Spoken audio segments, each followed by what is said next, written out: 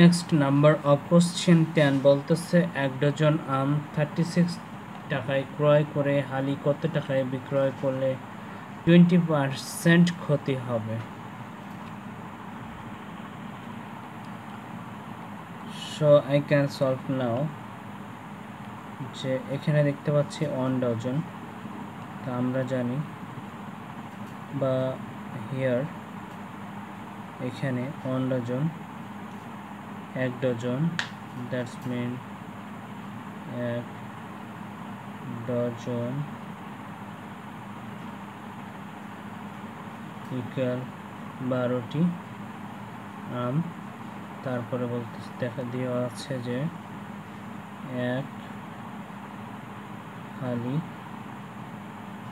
অর্থাৎ 4টি এবং ক্রয় মূল্য 36 টাকা। সো আমরা বলতে পারি যে 1 ডজন আম অর্থাৎ 12টি আম এর ক্রয় মূল্য 12টি অর্থাৎ 12টি আমের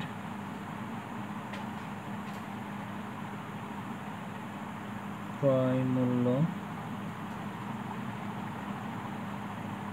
ইকুয়াল 36 টাকা। ওকে, তাহলে আমরা করতে পারি একটি আমের ক্রয় মূল্য 36 ডিভাইডেড বাই 12 অ্যান্ড বলেছে 1 হালি অর্থাৎ 4টি আমের ক্রয় মূল্য 36 ডিভাইডেড বাই 12 ইন্টু 4। সো আমরা এরপরের স্টেপে যদি আমরা যাই, সো এটা আমরা আগে কাটাকাটি করে নিই। 4 অর্থাৎ 4 কে 4 and 3 4 12 12 আউট and আমরা যদি 3 আউট করি and 36 আউট করি তাহলে আমরা লিখতে পারি 12 অর্থাৎ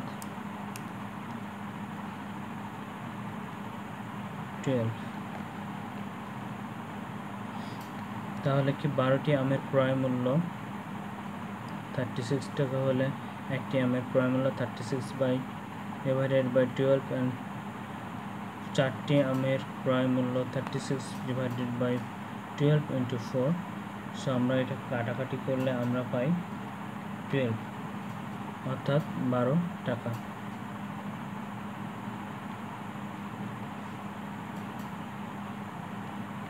ওকে, তারপরে বলতেছে যে 25% ক্ষতিতে। সো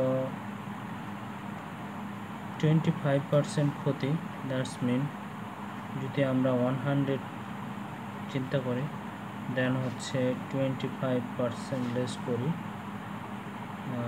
যেটা ক্ষতি, সো থাকে 75 টাকা। সো আমরা লিখতে পারি যে 100 টাকায় 100 টাকার ক্রয় মূল্য 100 টাকা যদি হয়, ক্রয় মূল্য যদি 100 টাকা হয় তবে বিক্রয় মূল্য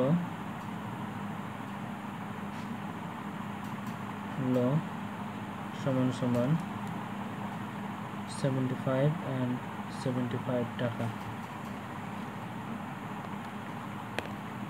সো ক্রয় মূল্য 1 টাকা হলে বিক্রয় মূল্য 75 divided by 100 and যদি ক্রয় মূল্য 12 টাকা হয়, ক্রয় মূল্য 12 টাকা হয়, তবে বিক্রয় মূল্য সমান সমান 75/100 into 12। সব আমরা যদি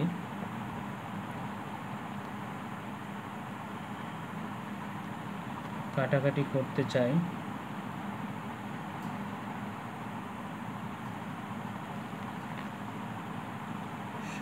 100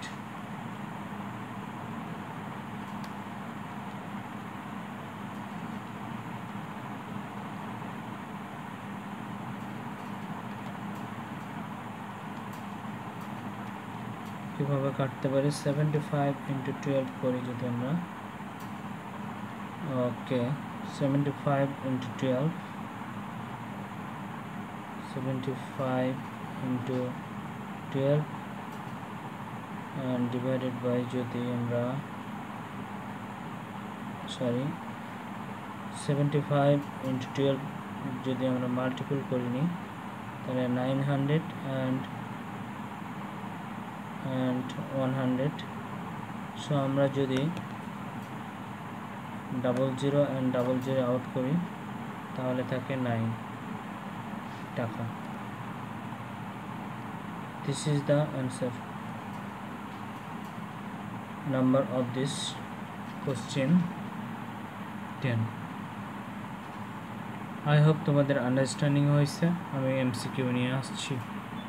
ওকে, এমসিকিউটা আবার নিয়ে চলে আসছি। এমসিকিউটি বলতেছে, কোনো বৃত্তের উপর অঙ্কিত স্পর্শক ব্যাসার্ধের উপর কি? অপশান এ লম্ব আর অপশান বি ভূমি। কোনটা হবে অবভিয়াসলি আমাকে কমেন্টে জানাবে। এই প্রত্যাশায় এই পার্টটি এখানে শেষ করতেছি। পরবর্তী পার্টে দেখা হচ্ছে। টাটা, ভালো থেকো।